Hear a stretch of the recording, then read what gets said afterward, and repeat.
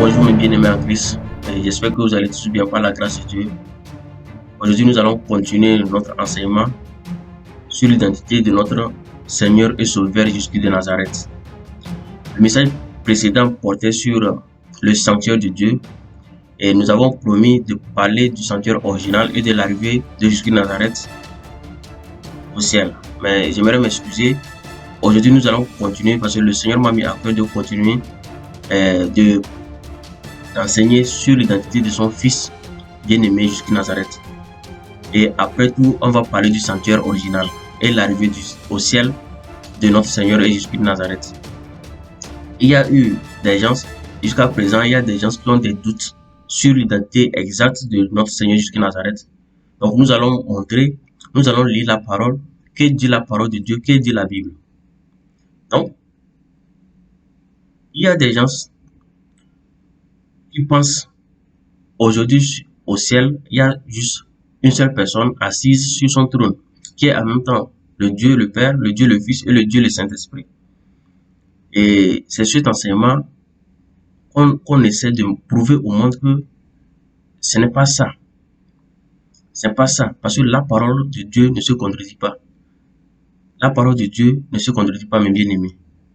On va aller lire la parole de Dieu. Que dit la parole de Dieu? Père, je te remets ces moments entre tes saintes mains, Seigneur.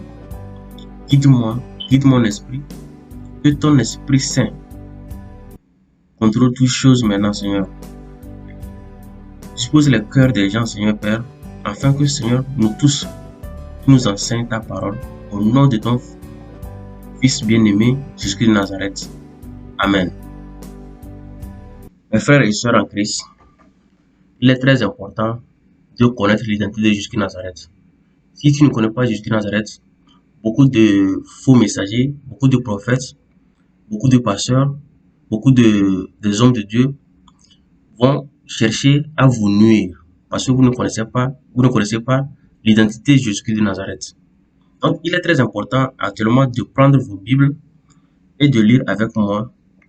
Et en lisant, nous tous nous allons comprendre. Est-ce ce que j'apporte? Est-ce que c'est de la vérité? Est-ce que je suis en train d'apporter autre chose qui n'est pas dans la Bible? Donc, nous allons montrer cela. Et par la grâce de Dieu, je sais que des gens sauront maintenant la vérité. Parce que la vérité, c'est Jésus de Nazareth qui est la vérité. C'est seul lui qui peut t'apporter la bonne nouvelle. C'est lui qui peut te guérir. C'est lui qui peut te changer. Le monde actuel, il y a beaucoup de choses qui se passent. Il y a les gens, à cause de l'amour de l'argent, trompent des enfants de Dieu. Ils escroquent les enfants de Dieu. Ils font des choses abominables dans le but de nourrir leur famille, de nourrir leur ventre. Et ce pourquoi ils continuent, ils arrivent à le faire parce que nous ne prenons pas le temps de lire la Bible. C'est la seule Bible, c'est la seule parole de Dieu qu'on a sur cette terre. Et tout ce qu'on veut, il y a ça dans la Bible. Donc la Bible dit dans Deutéronome 19, verset 15, sur la base, un fait est établi sur la base de deux témoins. Mais concernant l'identité de Jésus de Nazareth, il y a plusieurs témoins. C'est-à-dire, il y a plusieurs versets bibliques qui démontrent que Jésus-Christ est Dieu. Il y a aussi plusieurs versets bibliques qu'on va donner plus tard dans d'autres messages que Jésus-Christ est Fils de Dieu. Il y a plusieurs messages aussi, plusieurs versets bibliques qui démontrent que Jésus-Christ est Saint de Dieu. Donc aujourd'hui nous allons parler de Dieu, que Jésus-Christ est un Dieu. Jésus-Christ est Dieu. Et avant de continuer, je vais donner les versets bibliques qui disent que sur la base de 2 à 3 témoins. Donc, un fait établi. Nous allons lire Deutéronome 19, 15. Deutéronome 19 et puis 15.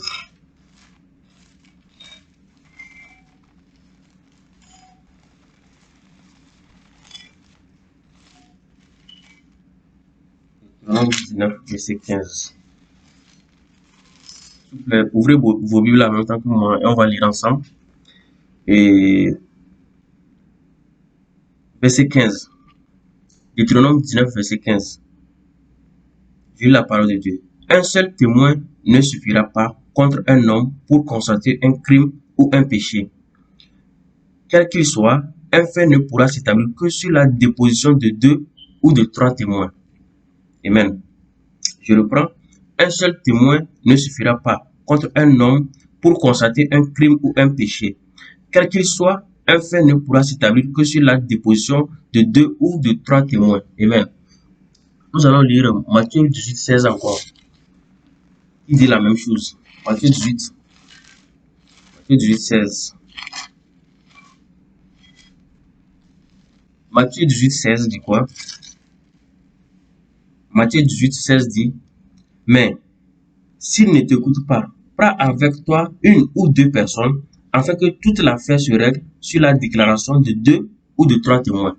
Donc, Deutéronome 19, 15 dit de 2 ou de 3 témoins. Matthieu 18, 16 aussi dit de 2 à 3 témoins. Nous allons lire Jean 8, 17. Jean 8, 17.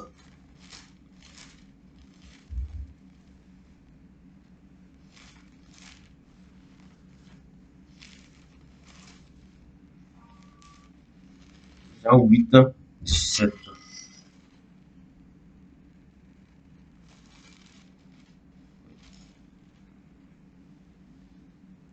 La parole. Il est écrit dans votre loi que le témoignage de 2 hommes est vrai. Il est écrit dans votre loi que le témoignage de 2 personnes est vrai. Nous allons dans 2 Corinthiens 13, 1. 2 Corinthiens 13, 1.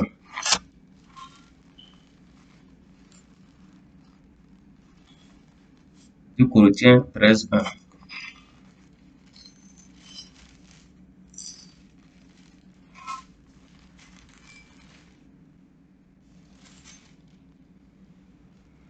C'est la parole de Dieu.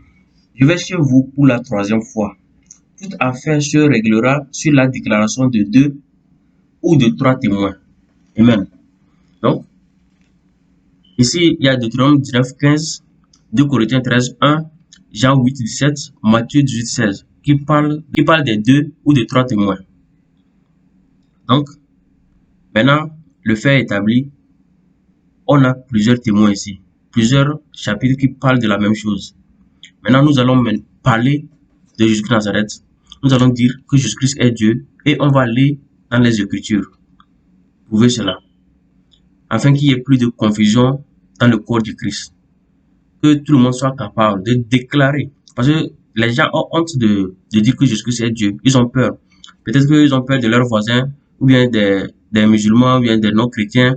Donc, ils ont peur de ces gens-là. Donc, ce n'est pas l'homme qui a attribué la divinité à Jésus de Nazareth. C'est son Père qui lui a attribué la divinité. Et nous allons prouver cela par les Écritures. Allons dans Hébreux 1, 9. Donc, avant Hébreux 1, 9, nous allons lire Jean 1, 1 à 4. Nous allons lire Jean 1, verset 1 à 4.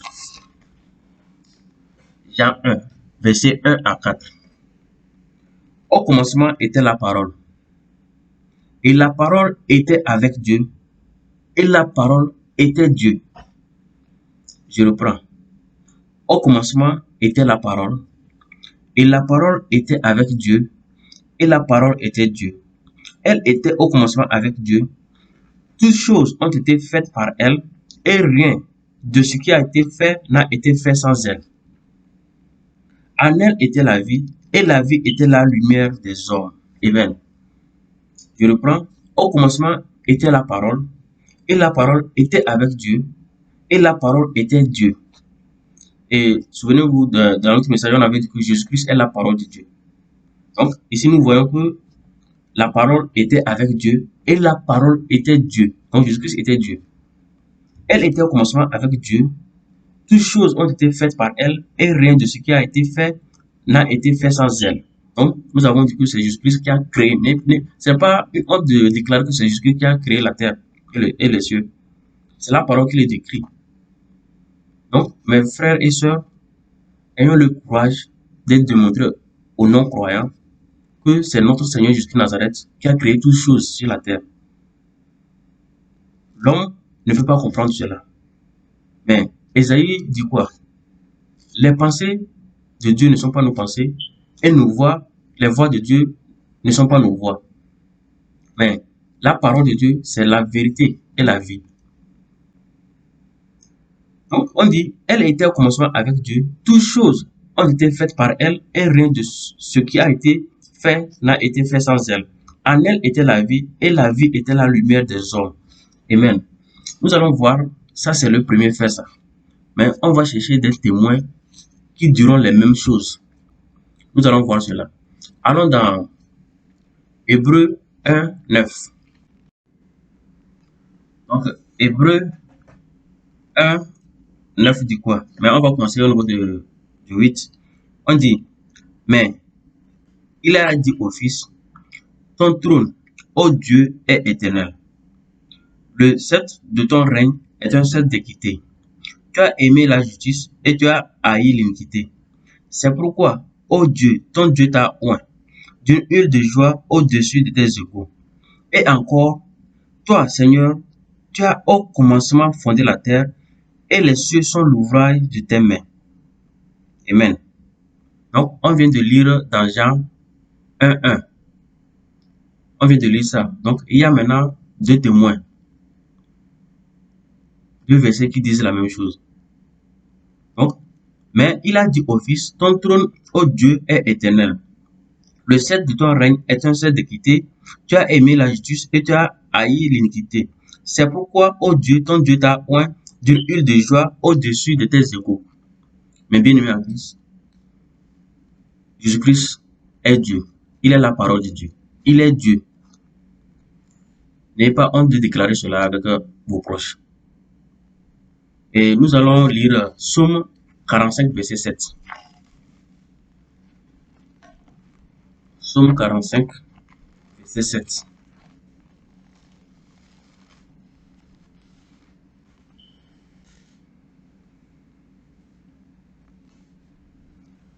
Psaume 45, verset 7 dit quoi?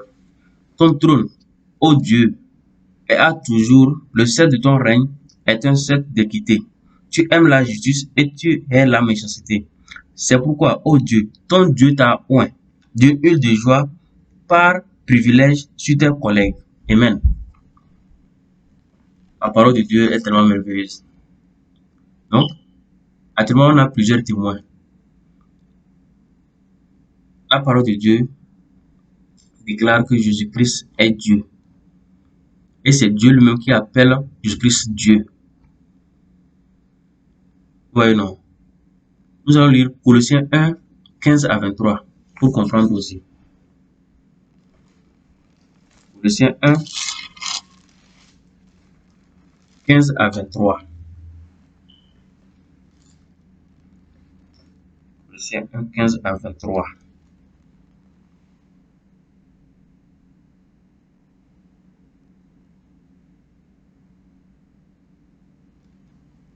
Pour comprendre même, on peut commencer au niveau du verset 12. Colossiens 1, 12. Ça dit quoi? Rendez grâce au Père qui vous a rendu capable d'avoir part à l'héritage des saints dans la lumière, qui nous a délivrés de la puissance des ténèbres et nous a transportés dans le royaume du Fils de son amour. Amen. En qui nous avons la rédemption, la rémission des péchés. Il est l'image du Dieu invisible, le premier-né de toute la création. Car en lui ont été créées toutes les choses qui sont dans les cieux et sur la terre, les visibles et les invisibles, trône, dignité, domination, autorité. Tout a été créé par lui et pour lui. Amen. Jean a confirmé cela. Et Hébreu aussi a confirmé. Somme aussi a confirmé. Colossiens qu'on est en train de lire actuellement. Donc je reprends. On dit au verset 15, il dit, il est l'image du Dieu invisible, le premier-né de toute la création. Car en lui ont été créées toutes les choses qui sont dans les cieux et sur la terre, les visibles et les invisibles, trône, dignité, domination, autorité. Tout a été créé par lui et pour lui. Soulignez, tout a été créé par lui et pour lui. Soulignez ça dans vos Bibles. Il est avant toute chose et toute chose subsiste en lui. Il est la tête du corps de l'Église. Il est le commencement, le premier-né d'entre les morts, afin d'être en tout le premier. Car Dieu a voulu que toute plénitude habitât en lui. Il a voulu, par lui, réconcilier tout avec lui-même, tant ce qui est sur la terre que ce qui est dans les cieux, en faisant la paix par lui, par le sang de sa croix. Et vous, qui étiez autrefois étrangers et ennemis, par vos pensées et par vos mauvaises œuvres, il vous a maintenant réconciliés par sa mort dans le corps de sa chair, pour vous faire paraître devant lui saint, irrépréhensible et sans reproche. Amen. Donc, ici, nous voyons que parfois, lorsque Jésus-Christ de Nazareth dit, je fais la volonté de celui qui m'a envoyé. Je fais la volonté de celui qui m'a envoyé, de Dieu, mon Père. Donc, les gens ne comprennent pas. Et même il y a, parfois, les gens pensent que Dieu a quitté son trône. Parce que lorsque les gens parlent de, on va lire ça, Jean 1, que la parole s'est faite chère. Les gens pensent que Jésus-Christ, Dieu a quitté son trône, il est venu sur la terre, il a pris la forme humaine. Donc, au ciel, le trône était vide. Au ciel, là, lorsque Jésus-Christ était sur la terre, là, il n'y avait personne au ciel. Et nous allons montrer par les Écritures qu'il y avait quelqu'un assis sur le trône. Lorsque Jésus-Christ était sur la terre, il y avait quelqu'un qui était assis sur le trône. Donc, beaucoup de versets, beaucoup de témoins, si je peux le dire, qui viennent soutenir que Jésus-Christ est Dieu. Jésus-Christ, il est Dieu, il est venu sur la terre pour rapprocher les humains. Parce que il y avait eu le péché qui était rentré dans le monde. Donc, il fallait qu'il y ait le Fils de Dieu même qui vienne en chair pour réconcilier, comme il vient de lire, les humains avec Dieu. Il est venu donner sa vie. Il est venu en chair sur la terre, donner sa vie, ressusciter dans les morts. Il a enseigné. Maintenant, il nous a réconciliés avec notre Dieu. Vous voyez, non? Donc, n'ayez pas peur ou bien n'ayez pas honte de déclarer ces choses, d'enseigner ces choses que Dieu a envoyé son Fils bien-aimé jusqu'à Nazareth, sur la terre. Et Jésus-Christ de Nazareth, il est Dieu. Parce qu'il était avec Dieu. Et il est Dieu. Donc, ce n'est pas quelque chose de nouveau, mais juste que j'ai remarqué que les gens ignorent cela et d'autres pensent que Jésus-Christ a quitté son trône, il est venu sur la terre et le trône, au ciel, il y avait un vide. On ne peut pas comprendre les pensées de Dieu. On dit, par exemple, Colossiens 1, verset 19, dit quoi? On dit, car Dieu a voulu que toute plénitude habitât en lui. Il a voulu par lui réconcilier tout avec lui-même, tant ce qui est sur la terre que ce qui est dans les cieux, en faisant la paix par lui, par le sang de sa croix. Donc, Dieu nous a réconciliés par le sang de la croix de Jésus-Christ de Nazareth. Parce que Jésus-Christ a versé son sang sur la croix. Donc, maintenant, nous sommes proches de Dieu. Nous sommes proches de Dieu. Il nous a donné la vie. Jésus-Christ nous a donné la vie. C'est pourquoi on dit, celui qui reçoit Jésus-Christ de Nazareth est une nouvelle créature.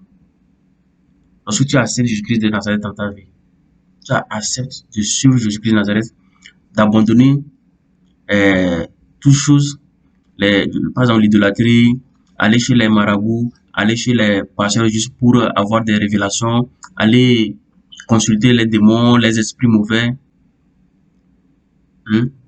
Et tu acceptes Jésus-Christ de Nazareth, tu feras beaucoup de choses. Tu n'auras pas besoin même d'aller chez un pasteur ou bien un prophète pour avoir des déclarations prophétiques dans ta vie.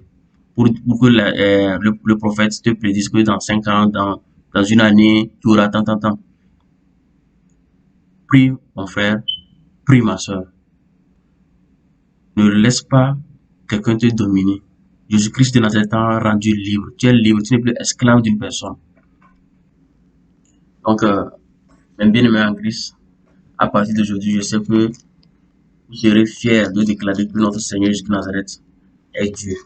Vous n'aurez pas honte de parler de Jésus de Nazareth, de montrer qu'il y a une différence entre Dieu le Père et Jésus de Nazareth. On va voir ça prochainement, la différence. On va parler on va donner aussi des versets bibliques concernant cela. Parce que Jésus-Christ de Nazareth, il a quelqu'un au-dessus de lui, Dieu Tout-Puissant.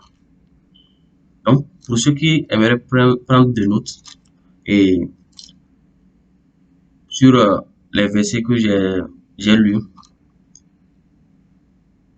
il y a Hébreux 1, 9, Psaume 45, 7, Colossiens 1, 15 à 23, Jean 1, 1 à 4. Et puis sur les bases de 2 ou 3 témoins, il y a Deutéronome 19, 15, 2 Corinthiens 13, 1, Jean 8, 17, Matthieu 18, 16. Bien aimé en Christ, il ne faut pas qu'on nous trompe. Il ne faut pas laisser les pasteurs, les faux messagers, les faux hommes de Dieu vous tromper sur la divinité de notre Seigneur Jésus-Christ. Avant d'avancer, il faut connaître la personne avec qui tu traites. Supposons que je veux faire une affaire, je dois connaître la personne avec qui je vais traiter. Si je ne connais pas son identité, je ne peux pas investir. De la même manière, lorsque tu veux être avec notre Dieu, avec Jésus-Christ de Nazareth, celui qui t'a sauvé, celui qui m'a sauvé, celui qui a sauvé le monde entier, il faut connaître son identité, qui il est. Il a fait quoi pour toi? Qu'est-ce qu'il a fait pour toi? Il faut que tu reconnaisses cela et tu vas maintenant produire les fruits de sa puissance. Dieu t'a tout donné. Prends le temps de lire sa parole. Prends le temps de prier sans cesse. Prends le temps d'implorer que la volonté de Dieu se fasse dans ta vie. Prends le temps de prier sérieusement et de jeûner pour que Dieu vienne vers toi, pour que Dieu accomplisse des choses, pour que Dieu fasse des choses à travers toi. Mon bien-aimé, Dieu t'aime beaucoup et il attend juste que tu ouvres ton cœur. Mes bien-aimés en Christ, je vous aime beaucoup. Continuez de partager le message, continuez de partager, mettez un like et partagez dans vos groupes WhatsApp, partagez pour que tout le monde ait accès à cette vidéo. Abonnez-vous massivement. Père, merci Seigneur pour ce message. Sois avec nous en tout temps, Seigneur, que ta volonté s'accomplisse. Au nom de ton Fils bien-aimé, Jésus-Christ de Nazareth. Je vous aime beaucoup, mes bien-aimés. Bye bye. Bonne soirée.